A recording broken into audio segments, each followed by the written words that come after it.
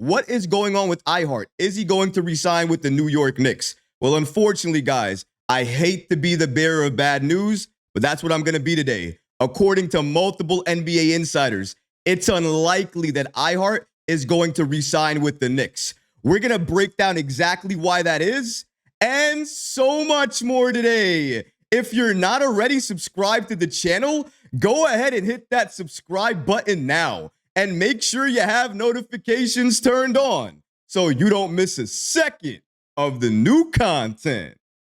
And now, let's get started. Isaiah Hartenstein is unlikely to return to New York. Trust me when I say it breaks my heart to say this because I want IHart back. For me, after the Knicks made that trade for Mikal Bridges, I wanted them to re-sign OG Anunoby. They did that. They slightly overpaid, gave him $42.5 million on average each and every year. But you know what? I'll still take it because we needed him. We needed him to complete the most lethal duo in terms of wings to compete against any team in the league. Not only the Boston Celtics, but each and every team in the NBA. But you know what you also need? A quality big man.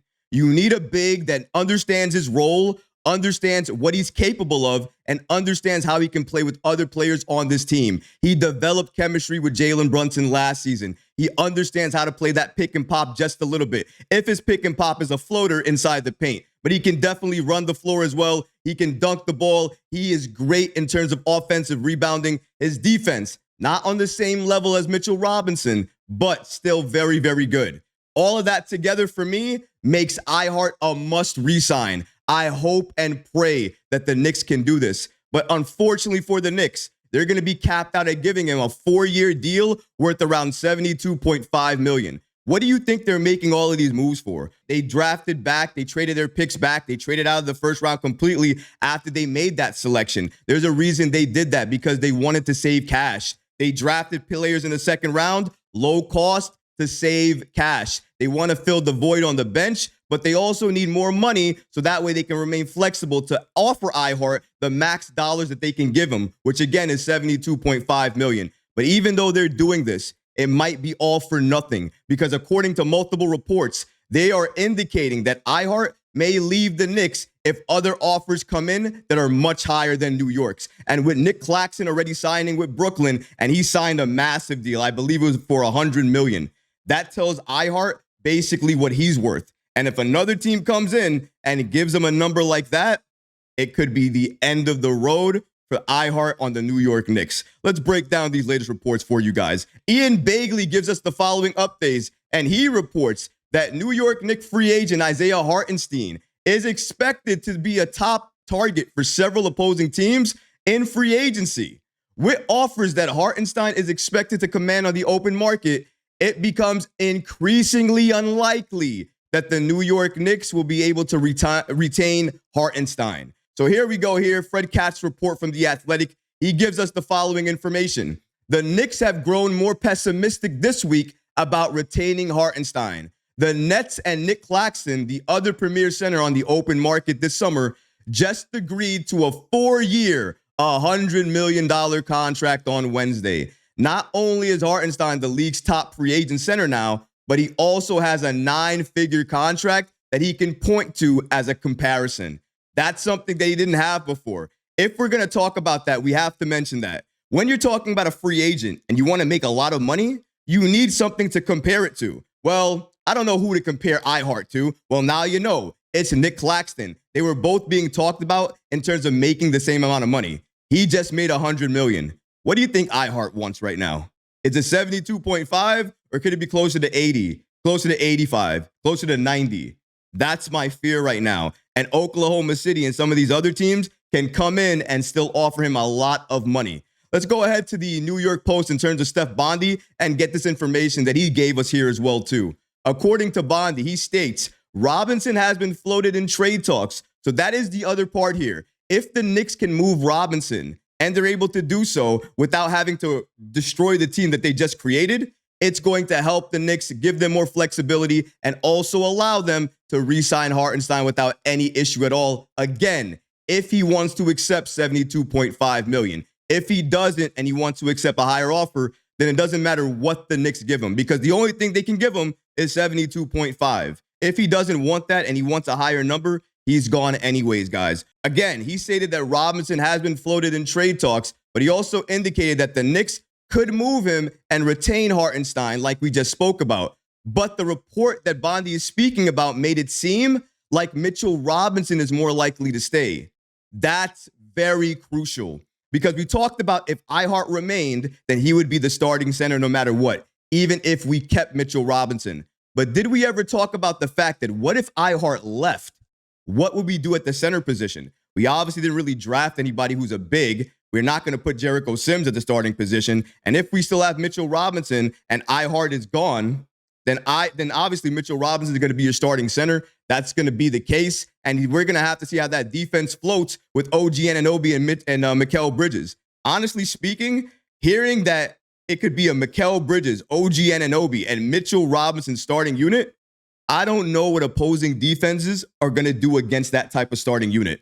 Nobody's going to get a bucket off. They're going to destroy you and stop everything. So a part of me is intrigued by that. But if I'm thinking about offense, thinking about what this Knicks team really needs, they do need IHart. IHart, for me, is preferred over Mitchell Robinson for one specific reason. It's because of his offense. His defense isn't the same as Mitchell Robinson, but because of the level of offense that he gives you inside the paint, his floater game, his pick and roll with Jalen Brunson, the fact that he can do all of these things, it tells you that IHart has a role here. And one other thing that he probably can't get offered anywhere else is a starting position that matters. Think about this. If he signs with the Knicks at $72.5 million over 4 years, yes, he is going to underpay himself. He's not going to get the max money. But his starting role, that's absolutely kept, number one. Number two, if he stays on this team with OG and then Mikal Bridges, Julius Randle, Jalen Brunson, and you add IHart to that, that's a championship level starting five. They're going all the way to the chip if everything goes well and they have no injuries to deal with. And their bench looks even stronger because of the Mikal Bridges deal. And now he goes in the backcourt, Jalen Brunson. Your bench now has Dante DiVincenzo, Deuce McBride, and also Josh Hart.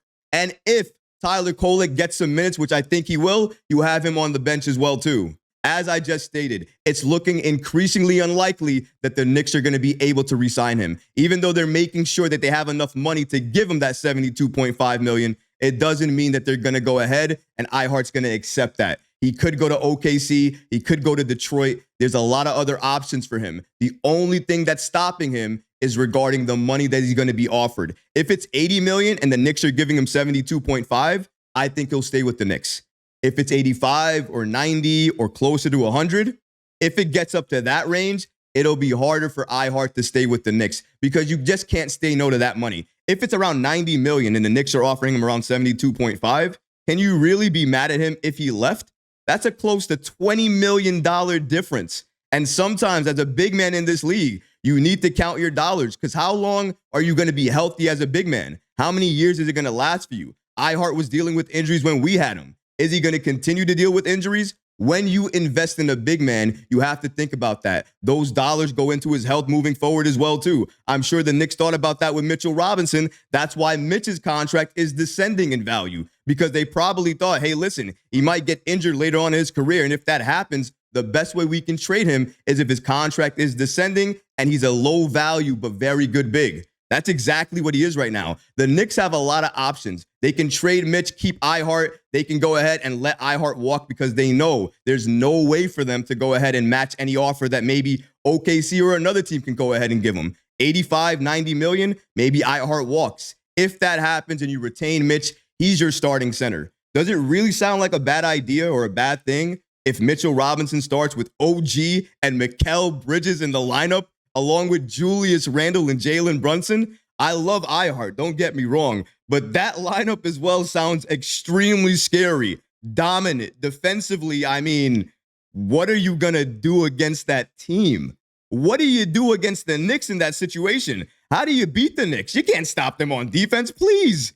But IHart would give you more offense and the defense. That's why you have to re-sign him. Again, I hope the Knicks can re-sign him. They did all of the moves that they made recently, all the second-round moves that we're going to get to in a second, that Leon Rose, the genius that he is, made for this Knicks team to get the necessary cash to offer IHart that extension. But it's all about, will he accept it? Here's my opinion. It's not a hot take. I've said it before in another video, but I want to bring it back again. Here's my prediction on it. I predict that IHart will accept the $72.5 million from the Knicks, regardless of any offer that he gets from anywhere else. And here's why I say that. Let's go back 2 years before the Knicks gave him that contract. Where was he? With the Clippers, right? When he was with the Clippers, I remember there have been a number of reports saying that he wanted to stay there and he would accept less. Why would he do that? Because at the time, he liked his role. He believed in the Clippers, he believed in the vision, and he thought at the time they were championship contenders. What are the Knicks right now after the Mikal Bridges deal? Championship contenders. And that's exactly what the Knicks are going to sell IHart. You stay with us, you're part of a championship core for the next 4 to 5 years. We'll give you a longer-term contract, so that's more security for you and your family. And definitely, you're in New York. You think you're not going to get sponsors and endorsements? That's going to help make up the difference. I promise you. Leon Rose, businessman extraordinaire, he is going to sell IHart on that. IHart's going to resign with the Knicks, and our starting five is going to be one of the best starting fives in the entire NBA. Only a few teams can really come at us right now. Only a few teams, Detroit, Oklahoma City, some of these other teams can come over the top and offer IHart a little bit more money.